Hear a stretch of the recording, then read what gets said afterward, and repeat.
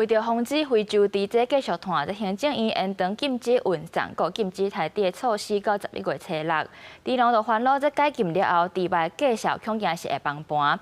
农业部长陈俊贵表示，已经有咧讨论稳定的机制。那行政院长杜英泰嘛特别讲到，台中的喷水处理场就要改进，中央会加强检验。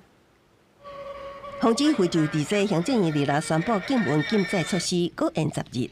因过猪农烦恼，禁运期满了后，猪价可能崩盘，向政府发声重视产业压力，搁爱提供解封了后的完善配套。农业部长陈俊贵强调，正在研究调节稳定机制。我们现在已经在跟所有的养猪协会，还有跟我们的冷冻工会在讨论，怎么样在一开始的时候做有次序的一个市场的一个交易。然后我们希望说，透过这样子的一个调节，能够维持相关的一个物价。陈俊贵表示，若后手无搁查到任何相关案例，搁透过专家会议确认全国饲猪场真清气的时阵，就会考虑解禁。行政院长杜英泰强调，中央地方共同的责任是病毒，喷气化场地爱彻底改进，要搁为一顿点名台中。现在所有厨余去化的场地，必须要全面、彻底、有效的完全改进，绝对不容许对于环境再造成2次的伤害。尤其是台中，一定要做到全面有效的改进。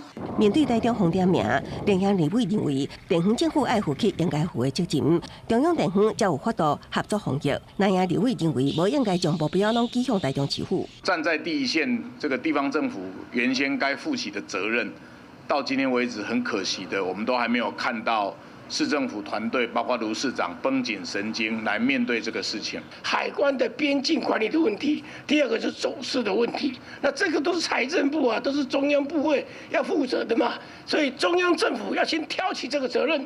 另外，国民党团颠倒要求陈俊贵也是财政部长曾翠云2人之一，爱为地质勘旁负起政治责任。陈俊贵回应，相关责任的赔偿绝对不是疫调内爱定限的，针对台中市府的疫调资讯，有真侪项需要赔偿。公视新闻采访报道。